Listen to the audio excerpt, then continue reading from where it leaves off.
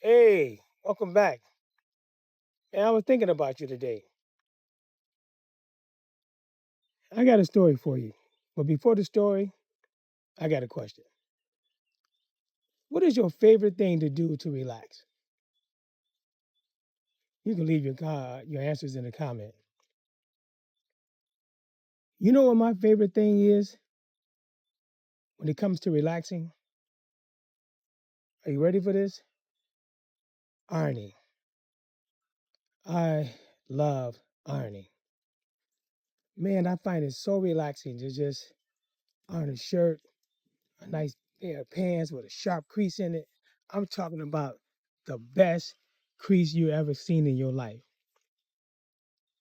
I love ironing. I find it so relaxing. I can think of stories, think about investing, bettering my life.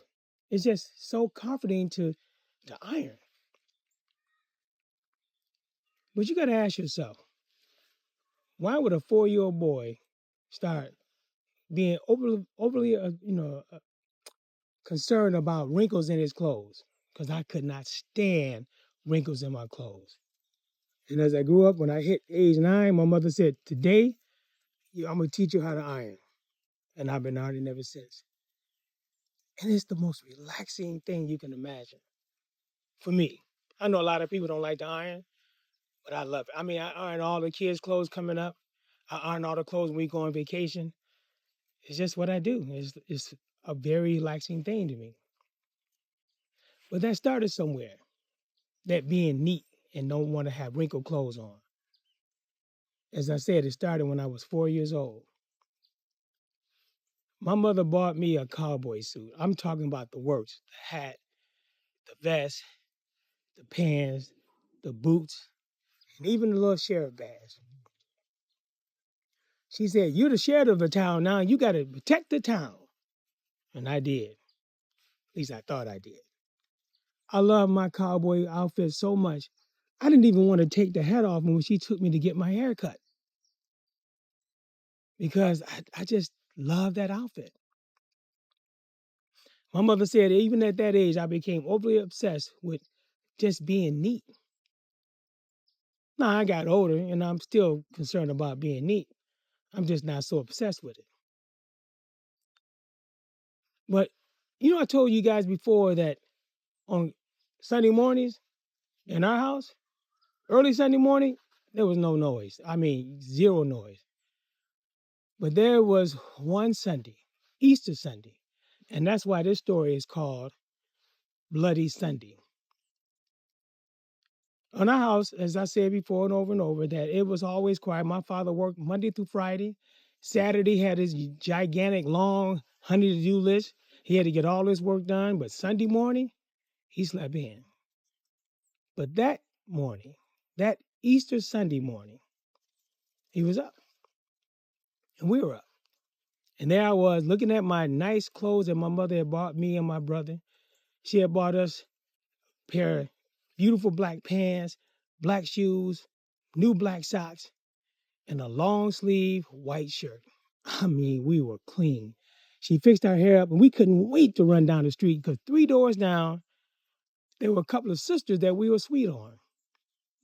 And we couldn't wait to show them our clothes. Even our sisters, that was the first time they said, "You guys look cute." And we ran out after we got dressed. We ran out the house. We ran 3 doors down. My mom watched us run down there. We knocked on the door. And when the woman came out, her daughters came on the porch and they had their new dresses on and we had our new clothes on. And we like, "You guys look nice." And they said, "You guys look pretty. You guys look handsome." One girl repeating what her mother said. After a little while sitting on the porch, I wanted to hear some more of them talking about how cute we were. So I paraded around, proud as a peacock. Couldn't wait to hear another compliment. And they did. They paid us some more, and we paid them some more. And now it came down to me styling, leaning back, being cool at 4 years old. And I leaned back on the banister. And before they could tell me no, the banister was falling. Now, those girls did not reach out to grab me. You know who did? My brother Tookie. He tried to grab me, but I was out of reach. And as I fell, I saw a sky as blue as the one you're looking at now. It was so beautiful. And then it was lights out. I was knocked out cold. And it seemed like I was lying there forever, maybe a minute or so. Because when I started coming out of it, I could hear my mother like, call the hospital, call emergency, call the ambulance. Oh my God, he's bleeding. So my daddy said, let him sit up, let him sit up. He's trying to sit up. And as they set me up, I could feel something running down my back. It was blood, obviously. Bloody Sunday. And the right side of my shirt, I could feel blood coming over my shoulder when they set me up. It was coming down my neck, all down to my right shoulder. And all I could think about, oh man, my white shirt is ruined. They rushed me to the hospital. The doctor said I hit my head pretty bad. So I guess a concussion. And he said that hair will never go back in that spot and that knot will never go down.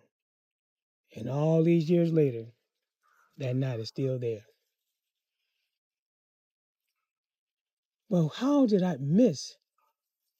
How did I miss that banister was only held up by 3 rusty nails? And when I put my weight on it, the banister broke and I fell back. I missed that because I was so caught up in what I looked like, parading around like I was the king of the world. I would have never missed that if I had been paying attention. But I wasn't. And that's how life is, y'all. We get so caught up in what we look like, what we have, iced down, draping all cool and everything. We got it all. But what we're not aware of is sometimes our surroundings. You know, there's a lot of things that can out there in this world that can kill and steal your joy. There are thieves among us. They will rob you blind. They literally will steal the stink out of shit. It behooves you to be careful around those. You know, what's that old saying? Keep your friends close, but your enemies closer. Well, I don't know about that gangster shit. I'm telling you this.